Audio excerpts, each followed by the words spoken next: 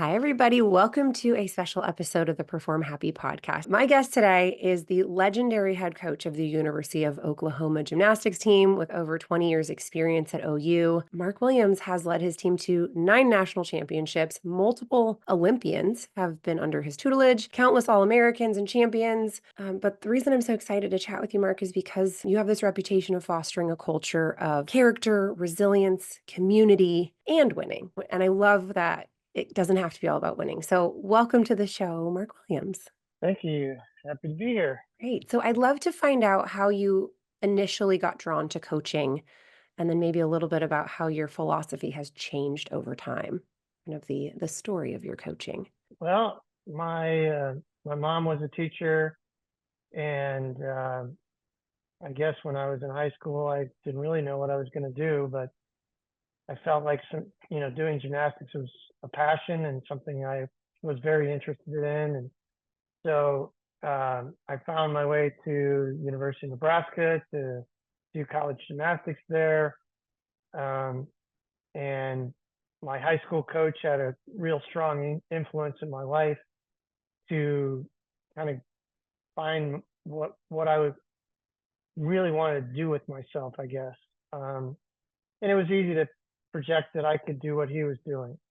Paul Omi was my coach at Lyons Township High School, and then Francis Allen at the University of Nebraska. And I thought they were both very influential in my life.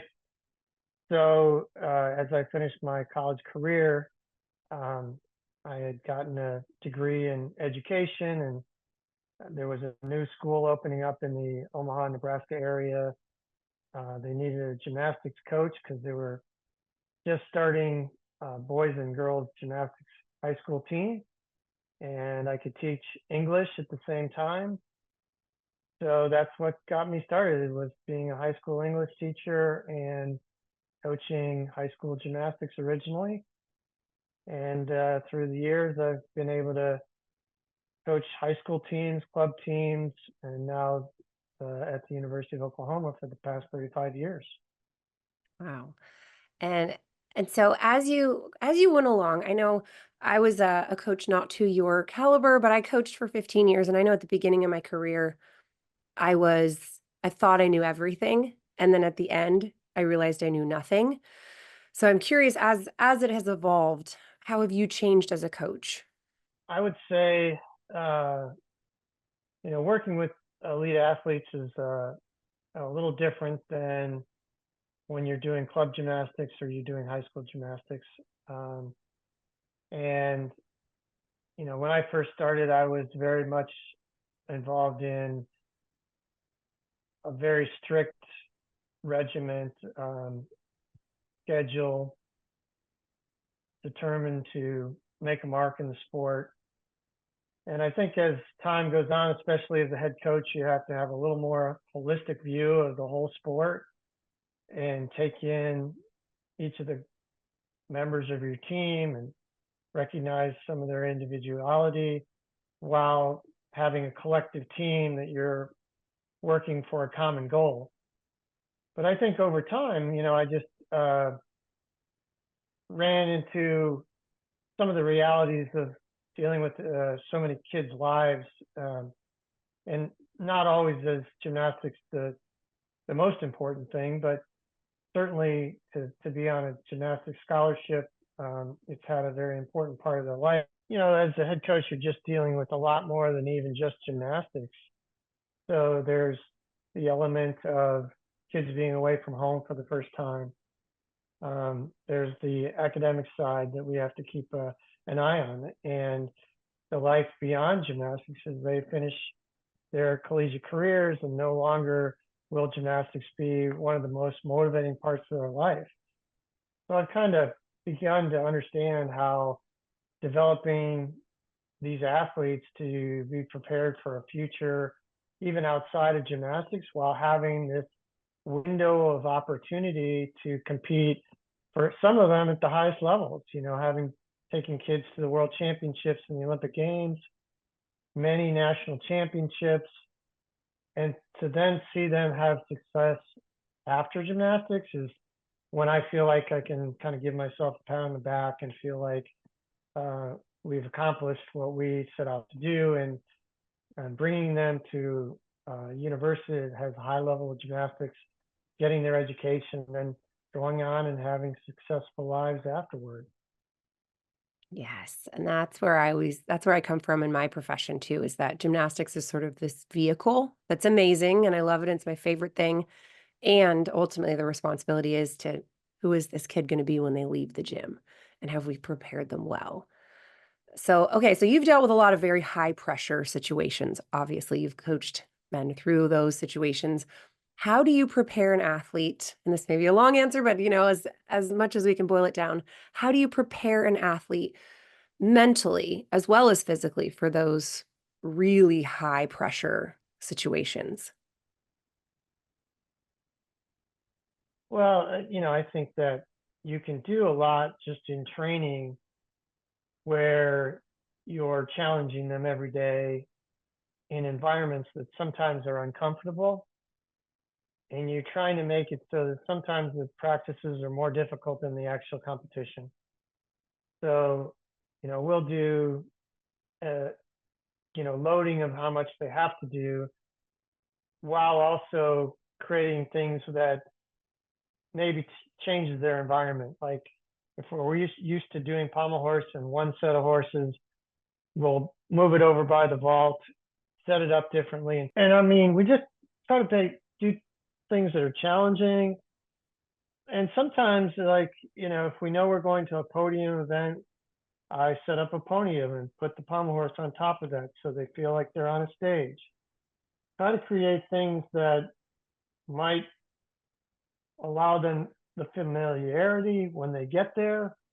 When you get to the event, you can be like, visualize, hey, the trampoline's right here next to the high bar, which is in the gym. It's all the same. The bar is the same. You have to put yourself back in the gym and do what you've trained to do in this environment. All this other stuff, it doesn't and shouldn't affect what's going on with you. Your job is to do what you've been practicing to do. And, I tell them what you practice is what you become. So if you're practicing well, you're becoming, at the level where you can compete at a championship level. So there's a lot of that give and take of challenging them more so on a daily basis, and then getting to the environment of the meet and go, okay, now it's time to just do the performance. Like all that other stuff can kind of go away. You have one job, do the routine that you set out to do, and we'll be successful. Great. Yeah, and I'm curious, as you've worked with these high level athletes, we know, Simone Biles, Samantha Peshek, Kyla Ross. There's a lot of kind of high profile female athletes who have struggled with fear, even in their elite careers. And I know it is more prevalent with women, but I'm curious, have you had some fear issues on your team, and how do you help athletes work through those?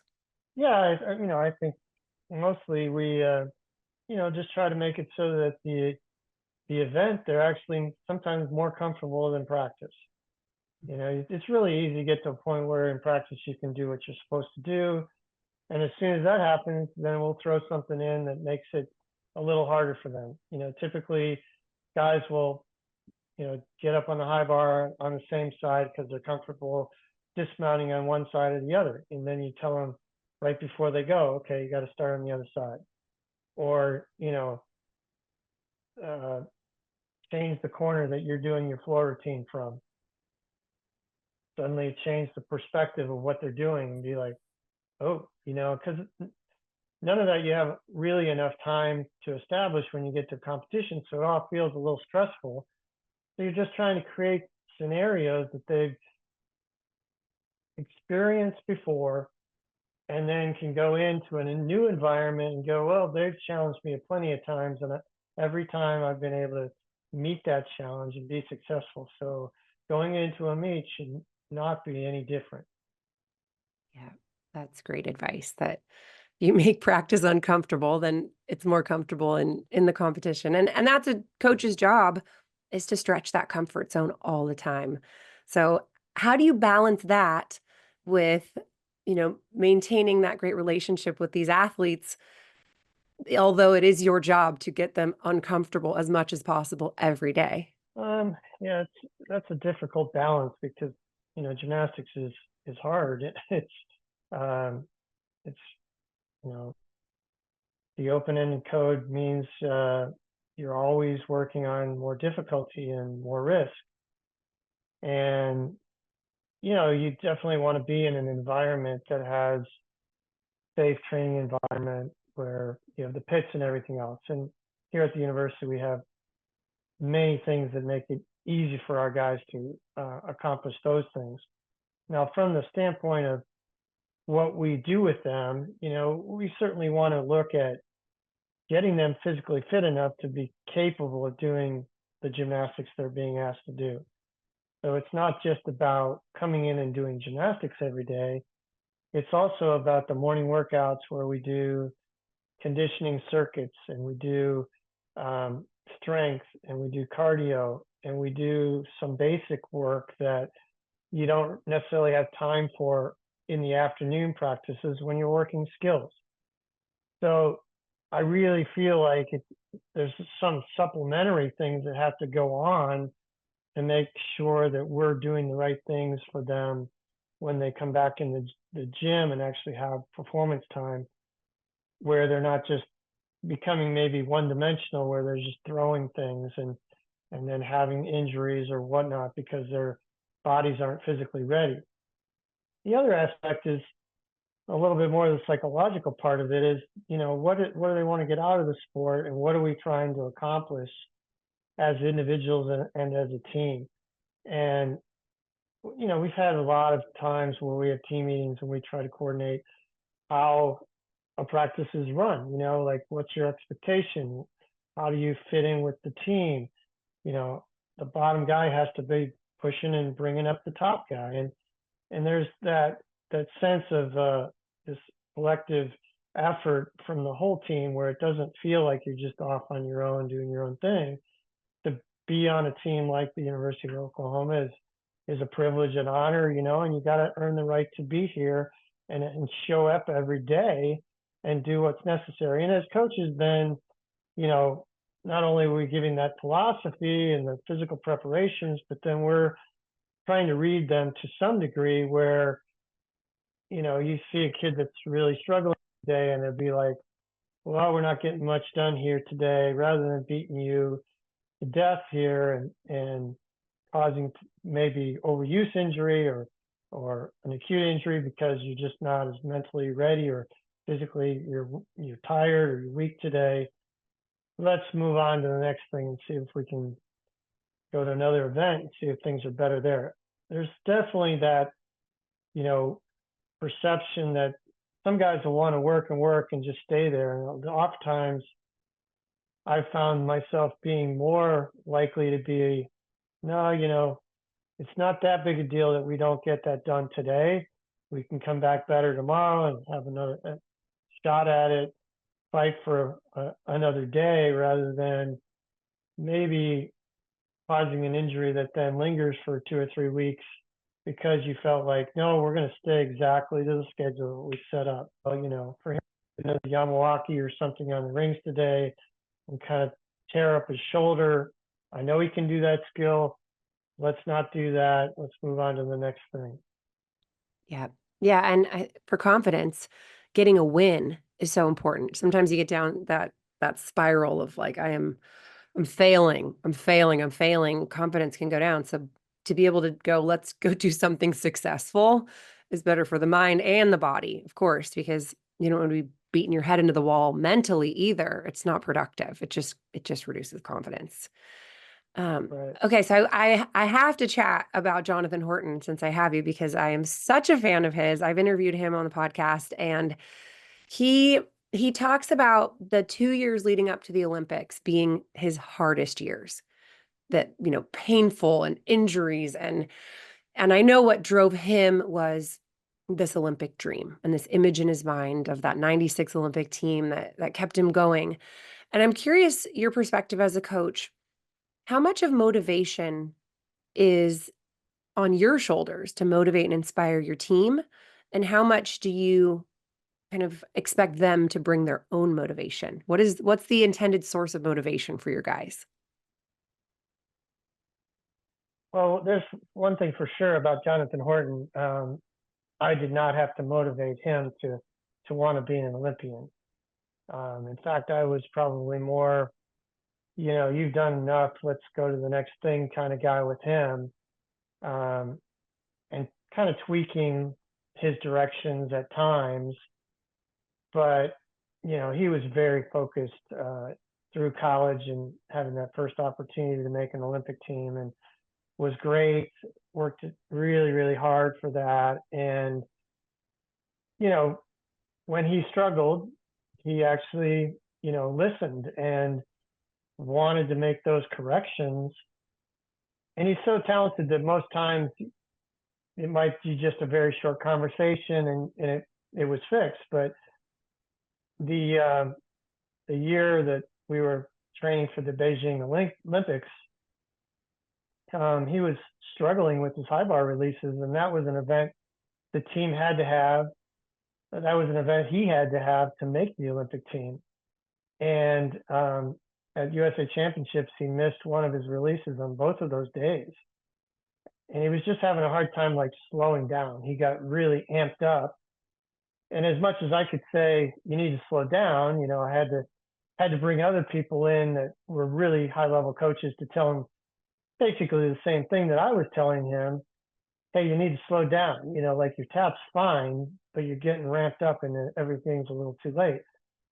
And he got to the Olympic trials after the first couple of days of training, and we're getting ready to start. And we're sitting by the podium, and he looked at me and he goes, "So if I catch my releases on high bar, I'll make the Olympic team." And I said, "Yes, that's definitely going to happen." And he goes, "Okay, that's what I'm going to do." And then that's what he did. And then when we got to the Olympics, that was the first year the open-ended code was used, and he made the high bar final. And he had done a routine for the team that was was hard enough to get in the finals, and he was like fifth going in. And he said to me, "I'm not here to just participate. I need to be able to compete to win." And so we had like 4 days before the finals, and he says to me, "Hey, I can add difficulty to this routine, and I could win." And I said, "John, nobody changes their routine at the Olympics in 4 days and goes into the finals." And he goes, "I can." So that's the kind of confidence that Jonathan had. And he ended up adding two new elements to his high bar routine. And now it's kind of standard. You'll see more of that every Olympics where guys get into the Olympic finals and then they add what they need to win. They want to make sure they do a clean set to make it in the finals. So that was like the first time anybody ever did that. And he was training it. And as we were getting done with the training, the Chinese coach came over and like looked at me and Kevin Majika and was like, "What is his start value now?" And we're like, no, that's the secret. So he ended up doing, another 3 or 4 tenths in difficulty. And that routine in finals was the first time he'd ever done that entire routine altogether to win the silver medal. If he had stuck, he would have won. But yeah, that's just how he is. Like, uh, the first Cassina he did, he was like 4 feet away from the bar. He landed sideways on his head, and I'm like, "You sure you want to do this?" And he goes, "Oh yeah, I can do this," and sure enough, he did. So sometimes you have to take in the personality of who you're working with. Um, there are guys that you definitely have to have encouragement and motivation and give them that little extra push sometimes to kind of keep up with the rest of the team. And then there's those guys that set the standard, like a Jonathan Horton and a Yul Moldar, who are the standard, and oftentimes, you're the guy that's just kind of navigating to make sure that they're doing everything right and they're not overtraining and that they're staying happy, in the gym. Like that's a big part of it too. Like they're feeling that they're making progress and they're being successful and they're fresh and they're excited about the next thing that comes up. all those things I think are really underrated in gymnastics and sports performance. So often it's about the technical side of things. And I certainly, as a young coach, that's what I was doing, was like, it's about the technique. It's about the training plan. It's about, keeping on track with what we're doing. And, oftentimes like I got lost in like, hey, I'm wearing them out.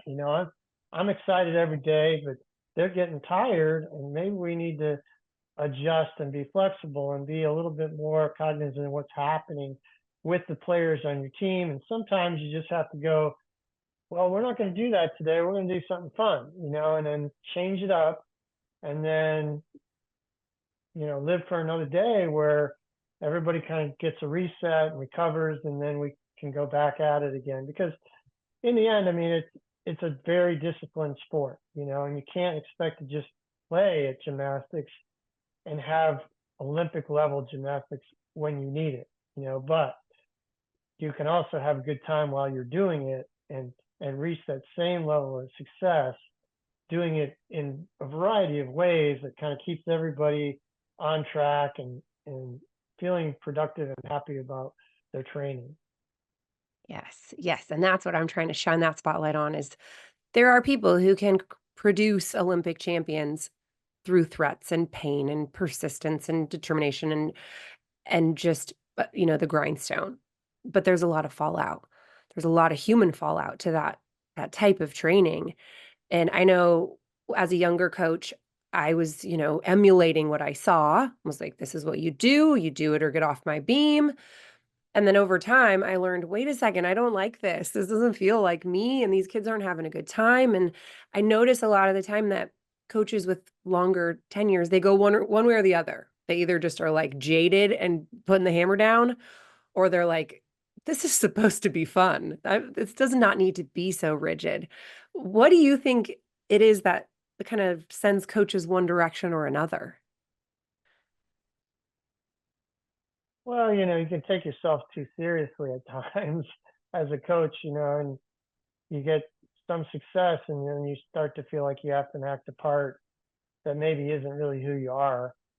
Um, and you can be elevated into a position that maybe you're not prepared for too. Um, I felt like when I had my opportunity as a head coach, I had to be that guy. I had to be the disciplinarian. I had to be the focal point of the program and change the culture to some extent.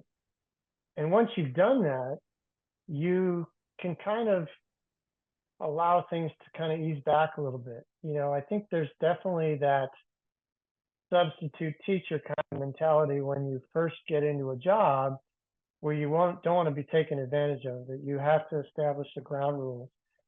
And people need to be on time, and they need to come in and put that the process of mentally preparing for their practices and having done the physical aspects of the rehab and all the little details, and you've got to make sure that those are all kind of established.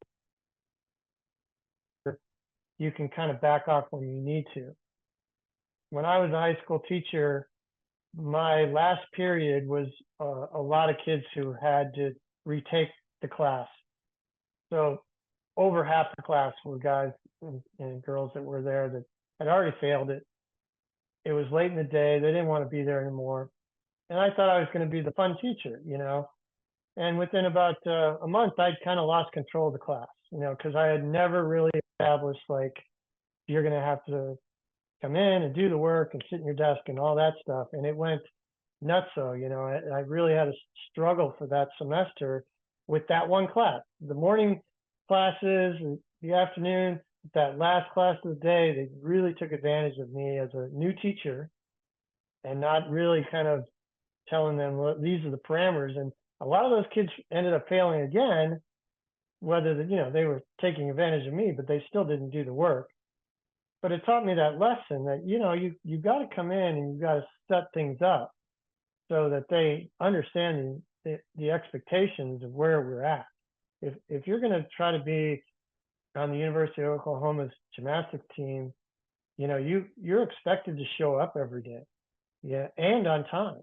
and be prepared for what we have on the schedule. And we're going to give you plenty of time to know what that is. But if you're going to mess around with the very basic part of how to be successful, then maybe you don't belong here.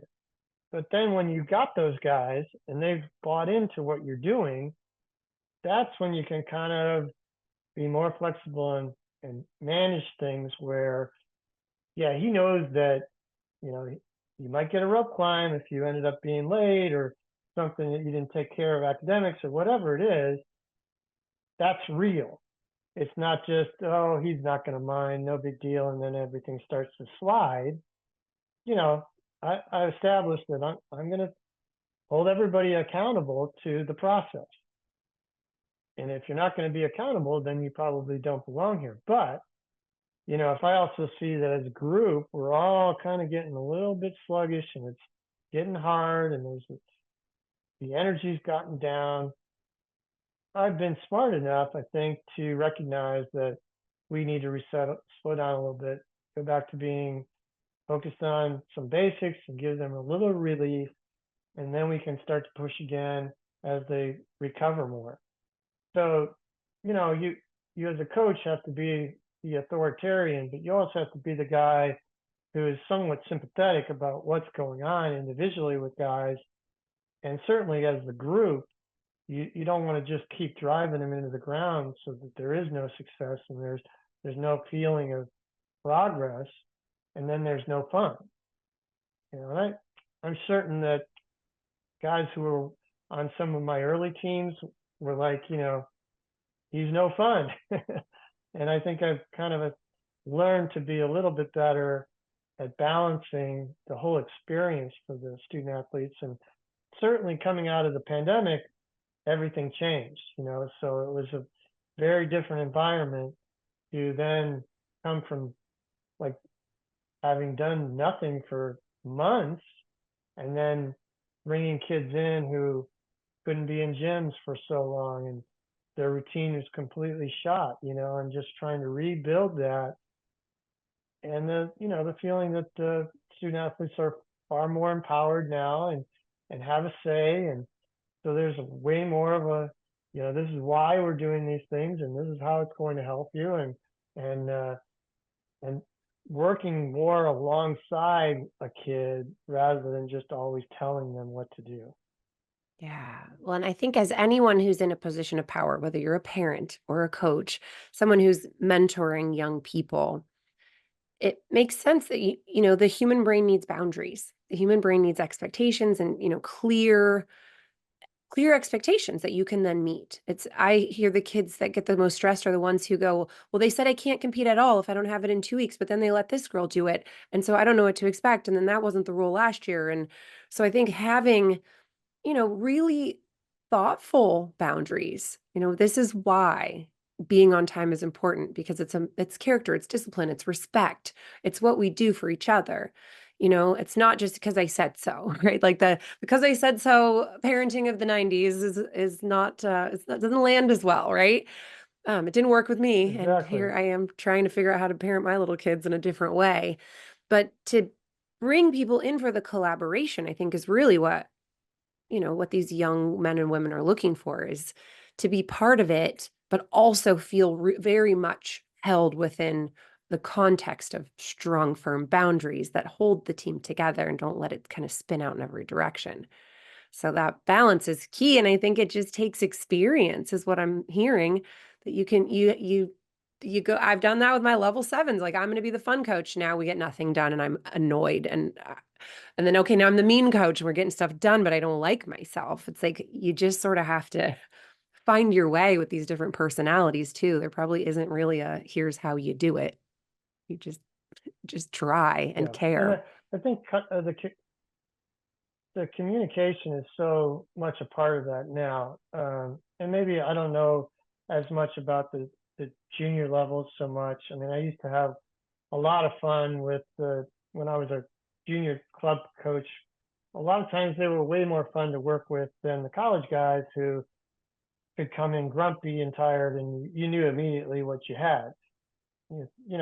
Some of these younger guys when I was club coaching, that every day they just love moving, and coming to the gym and having fun and everything else. That energy was contagious. But certainly for the guys I have now, it's so much about their communicating where, all right, here are those expectations, and then sometimes they're like a deer in headlight when they're a freshman and they're getting it, but they're not getting it. Like they're not absorbing it particularly well, and they're not talking to you about some of the issues that they may be having that are creating problems for them to adapt to what we do.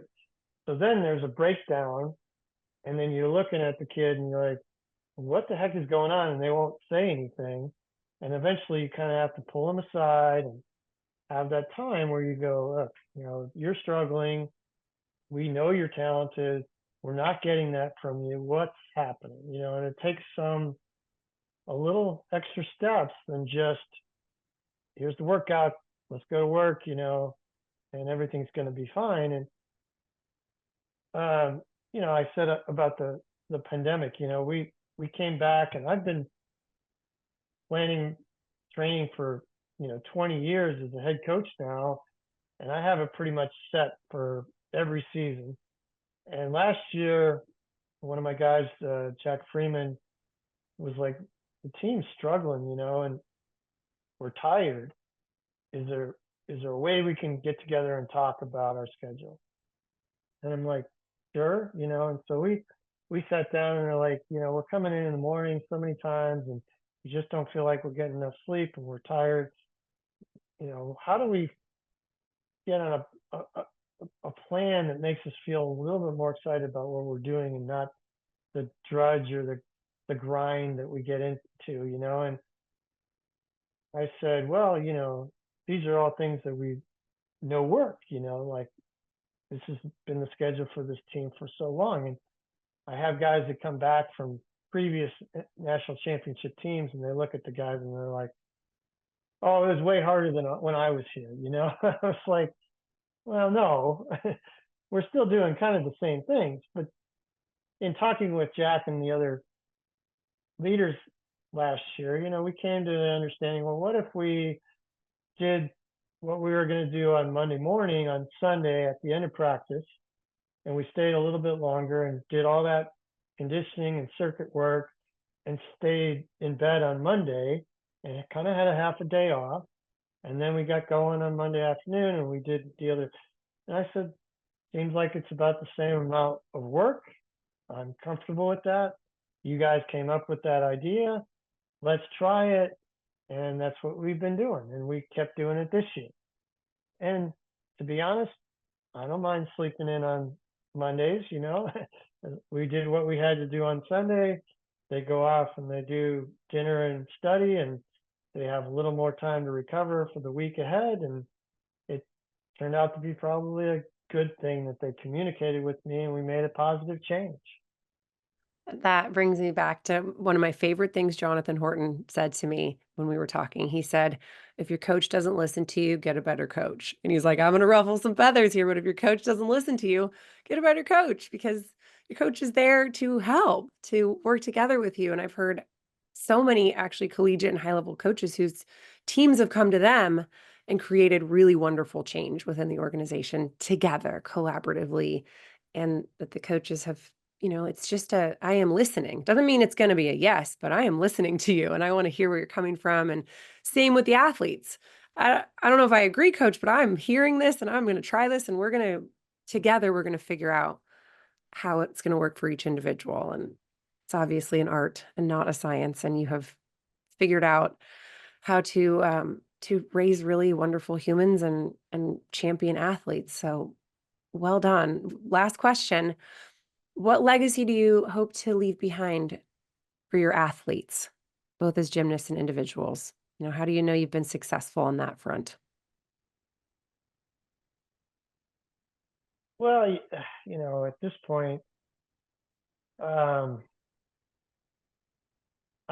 find some of the best days as a coach are when my athletes come back, and those stories that they tell when I'm around, a lot of times stuff that I never knew was going on in the background, and they're having a great time about their experience here.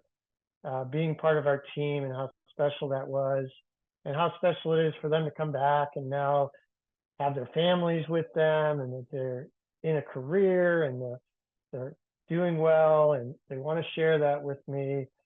And I've done this long enough now where I've got a couple of families now who, uh, Mark Seiler was on my team back in the 90s, and now I've coached two of his sons. So long enough that another generation of athletes are coming from the same family. And to me, I mean, that's probably more of a legacy than all the championships that we won, or guys that I've had at the World Championships or Olympic Games, and all those things were fantastic. And I I certainly will cherish those in retirement. Um, you know, I just love the fact that the guys want to come back and share their stories with the guys that are on the team currently, or tell me a story about something that had an impact on them while they were here that they maybe didn't share at the time. Those are the kind of things that really make it fulfilling to have done this as long as I have. And I'm not done. I'm still planning on hanging around for at least one more group. Try to get this next signed group through.